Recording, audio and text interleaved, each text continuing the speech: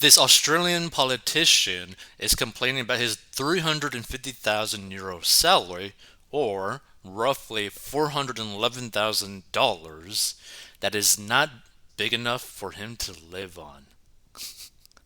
Like, what? Like, I think the majority of basically anyone would literally love to have like a $400,000 plus income. So let's get right into this. The WhatsApp messages show Australian trade envoy Agent General Stephen Cartwright claiming his pay was not sufficient to support his family's lifestyle. I don't get why that's the responsibility of the government, but whatever. So all other AGs and Fed governments execs have rent, car, and school fees covered by their government. The WA government is paying £13,500 per month rent. That's more than my entire net salary. I have had two offers for CEO roles back in Sydney, but I would rather stay here for 3 years without an apartment that can accommodate my family, at least on school holidays, as the school fees here are twice that of Knox. Happy to discuss over the phone if you would prefer, but something has to be done. Mr. Cartwright, who represents Australia's state of New South Wales in the UK, goes on to say that other trade ministers get more benefits than him too. In the messages seen by the Sydney Morning Herald, Mr. Cartwright wrote on March 23rd, all of our governments, Fed government execs have rent car, blah, blah, blah, blah. So Mr. Cartwright, who secured the top London-based job in October last year, then reportedly listed some entitlements other representatives from Australian states were getting while performing their overseas roles. So this is the whole £13,500 per month comment. Let's see. Mr. Cartwright, who is the former CEO of a lobby group business, NSW, secured the lucrative role late last year and negotiated to be paid €350,000 a year, which included expenses and was higher than any other trade manager's salary. And by the way, also, the $350,000 euros per year is again roughly about $411,000 right now. His appointment came under scrutiny after it was revealed that he was raised as a potential candidate for the role in mid February 2021, despite another candidate already being selected for the position and being engaged in salary negotiations.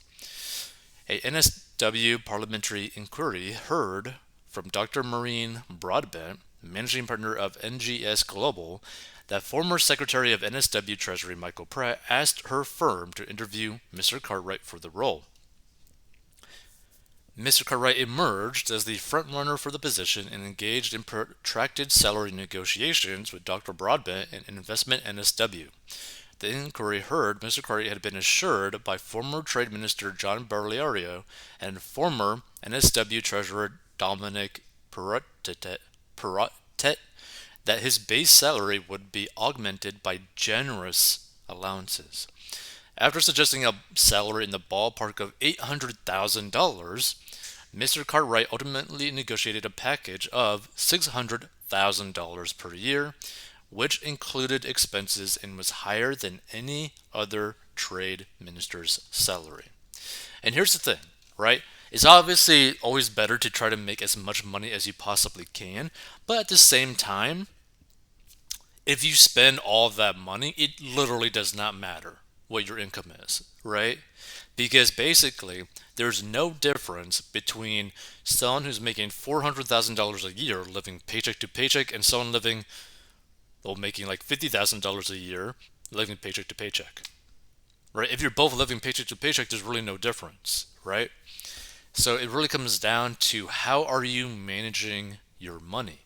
Like I've seen so many people that make really good money just spend stupid amounts of money on useless items that they really don't need, right? Like, can you imagine literally just burning through like roughly $400,000 a year? Like, just imagine that. Imagine literally just burning $400,000. Like, that is so crazy to me. Because that is a disgustingly high amount of money coming in. Like, to put into perspective, if you kept your costs low for like a few years, making that type of money, you could easily retire under a decade and never have to lift a finger in your life, right? That's what's so crazy to me. Like, I just don't understand why people go about their lives this way, where they just want to spend all of their money constantly, right? I view it as like, wouldn't it be better to like spend some money, obviously enjoy it, but still keep your finances healthy so that you don't have to like wake up every day and worry about your bills.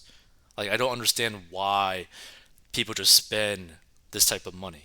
I'm pretty certain like people out there have heard about other stories where you have people making millions of dollars and then end up losing it all, or even like lottery winners, right? There's a lot of lottery winners that literally go bankrupt or even more than that because they got like a 10, 20, 50, maybe even $100 million payout, but they spent every single thing and then some, which is so stupid to me. It's like, by just doing a few simple things, you could literally secure the rest of your life that you'd never have to struggle with money ever again. And yet you don't. Like, it doesn't make any sense. Like, wouldn't you want to live a life that is so much better financially, so much healthier financially, so much like something that's way less stressful?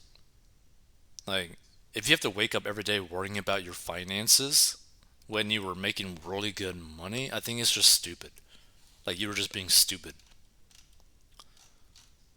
And again, no comments on this. I kind of wish that the Sun would actually have comments. I don't get why they don't. Seems odd.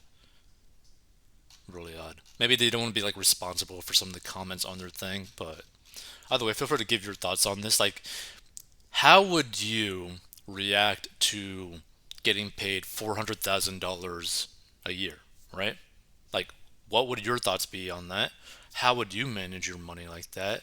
And by the way, if you want to learn how to like get out of debt and manage your money so that you're never in this situation where you're complaining about a $400,000 per year salary, go down below or go to 41 Bucks to learn how to get debt and manage your money. Because again, it doesn't really matter how much money you make, but how much money you spend and live on.